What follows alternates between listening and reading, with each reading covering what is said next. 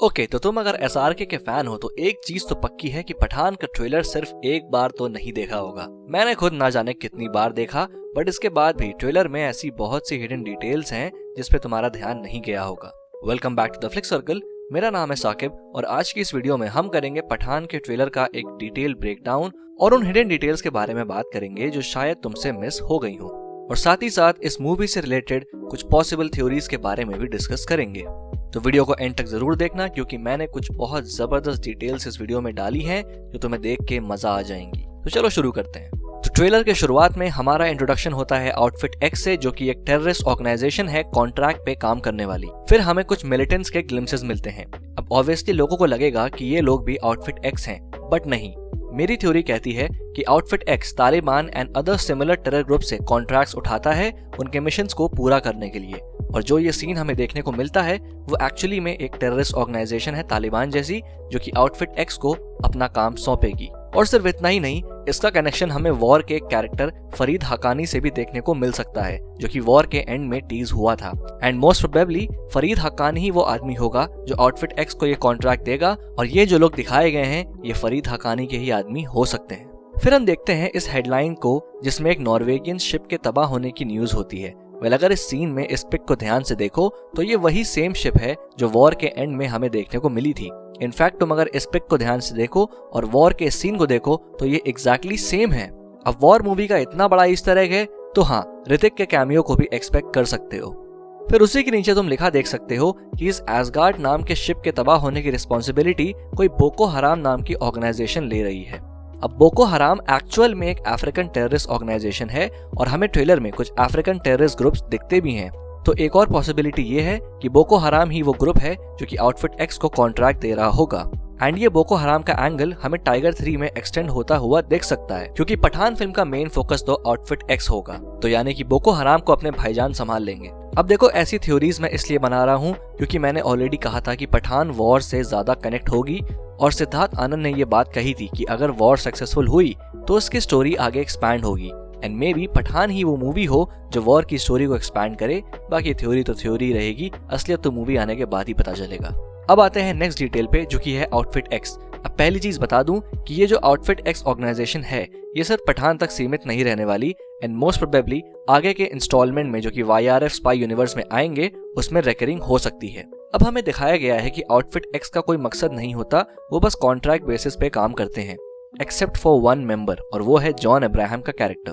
Because उसका clearly कोई मकसद है, मोस्ट प्रोबेबली कोई हिस्ट्री है इंडियन इंटेलिजेंस के साथ। अब मैंने पहले भी कहा था कि स्टोरी को लेके मैं कुछ बहुत एक्स्ट्रा ऑर्डिनरी एक्सपेक्ट नहीं कर रहा हूँ। तो as per my theory, John Abraham पहले इंडियन इंटेलिजेंस के लिए काम करता होगा, and you know how intelligence agencies work. आदमी पकड़ा गया तो वो हमारा आदमी नहीं, and something similar must have happened to John, but वो बच गया और अब बदला ले रहा है। अब ऐसा मैं इतनी छोटी से इसलिए कह रहा हूँ बिकॉज एसआरके का ये डायलॉग ध्यान से सुनो। एक सोल्जर ये नहीं पूछता देश ने उसके लिए क्या किया, पूछता है वो देश के लिए क्या कर सकता है। वो ये बात क्लियरली जॉन अब्राहम से कह रहा है, क्योंकि जॉन अब्राहम पठान को अपनी बैक स्टोरी किसी पॉइंट पे सुनाएगा और फिर वही क्लीशे डायलॉग कि ये दिया देश ने मुझे, जिसके जवाब में एसआरके ये डायलॉग बोलेगा।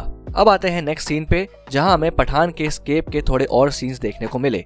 अब यहाँ ऐसी कोई हिडन डिटेल नहीं है, बल्कि एक अजम्पशन है कि टाइगर या कबीर में से किसी एक की एंट्री हमें शायद इस सीन में देखने को मिल सकती है, एंड मे बी वो ही पठान को एस्केप करने में हेल्प करें। अब आते हैं नेक्स्ट डिटेल पे, जो कि है दीपिका का ये डायलॉग। मैं एक सोल्जर हूँ पठान, तुम्हारी तरह।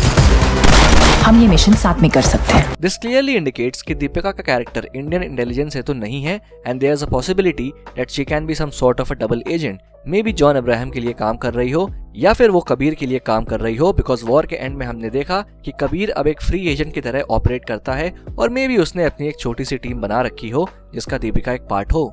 और फिर इस सीन में दीपिका के पीछे ध्यान से तुम इस सिंबल को देखो, ये सेम सिंबल हमें वॉर में इस शिप के ऊपर भी दिखा था। तो यानी दीपिका के कैरेक्टर का कनेक्शन वॉर से भी हो सकता है, एंड हो सकता है कि वो ना कबीर ना जॉन किसी के लिए काम ना करती हो और उसके अपने खुद के कुछ अल्टीरियर मोटिव्स हों। फिर हम ये सीन देखते हैं जहां पठान के साथ 4 लोग हैं, और ये लोग एरोप्लेन से जंप मार के एक बिल्डिंग को इन्फिल्ट्रेट कर रहे हैं जो कि आउटफिट एक्स का हेडक्वार्टर है। अब ये मैं इसलिए कह रहा हूँ क्योंकि ट्रेलर के शुरू में देखो जब जॉन अब्राहम एंट्री करता है तो गेट पे इन 2 वर्ड्स पे ध्यान दो, जेनेटिक और सेंटर, और यही सेम वर्ड्स हमें इस सीन में जमीन पे देखने को मिल सकते हैं, विच कंफर्म्स कि ये आउटफिट एक्स का ही हेडक्वार्टर है। अब नेक्स्ट सीन पे आते हैं जहाँ दीपिका ने कुछ ब्लैक विडो जैसा सूट पहना हुआ है और धुलाई कर रही है लोगों की कायदे से। अब ये सीन मेरी इस थ्योरी को सपोर्ट करता है कि दीपिका के कैरेक्टर के अपने अलग मोटिव्स हैं एंड इस फाइट सीन में वो पठान के साथ तो बिल्कुल नहीं है बल्कि किसी और के साथ है और वो यहाँ कुछ चुराने या कुछ तबाह करने आई है। अब मकसद सही है या गलत ये मूवी देख के पता चलेगा। अब इस नेक्स्ट डिटेल से ये थ्योरी थोड़ी और नैरो डाउन हो जाएगी। यहाँ ध्यान से देखो तो तुम्हें दिखेगा कि पठान एक्चुअली में यहाँ दीपिका को कैच करने की कोशिश कर रहा है। इससे पहले इसी सेम आउटफिट में ये दोनों इस बिल्डिंग को इन्फिल्ट्रेट कर रहे थे एंड मे बी इसी सीन में Deepika will do something against Pathan और फिर पठान उसे पकड़ने की कोशिश करेगा। अब इस नेक्स्ट सीन में ये जो पहाड़ी के ऊपर जो बिल्डिंग देख रहे हो ये वही आउटफिट एक्स का हेडक्वार्टर है जिसे पठान की टीम ऊपर से इन्फिल्ट्रेट करती दिख रही थी इससे पहले ट्रेलर में। और फिर ये जो बाइक चेज एसआरके और जॉन के बीच में हो रही है वो इसी सीन का पार्ट होगा जहां जॉन पठान की टीम से एस्केप करेगा। अब ये जो हेलीकॉप्टर सीन है अगर तुम यहाँ ध्यान से देखो तो तुम्हें एक ट्रेन दिखेगी और ये वही सेम ट्रेन है जिसमें ये वाली फाइट सीन तुम्हें देखने को मिलेगी। तो ये हेलीकॉप्टर इसी ट्रेन के सामने क्रैश होगा। तो one thing is for sure कि सिद्धार्थ आनंद इस बार हमें कुछ बहुत अलग लेवल के एक्शन सीक्वेंसेस इस मूवी में देने वाले हैं। अब आते हैं नेक्स्ट सीन पे जब जॉन अब्राहम इस बॉम्ब को उठाता है और हमें पीछे की साइड से ये आदमी नजर आता है। अब जैसा मैंने अभी पहले कहा था कि आउटफिट एक्स आगे की स्पाई मूवीज में कंटिन्यू हो सकती है, तो इस थ्योरी के हिसाब से ये आदमी ही आउटफिट एक्स का मेन हेड हो सकता है क्योंकि डेफिनेटली जॉन अब्राहम तो आउटफिट एक्स का कंक्लूजन नहीं है। फिर आते हैं इस जेट पैक वाले सीन में एंड मोस्ट प्रोबेबली ये क्लाइमैक्स में हमें देखने को मिलेगा क्योंकि यहाँ इस सीन में इनके आउटफिट्स को देखो और फिर इस फाइट सीन में दोनों सेम हैं।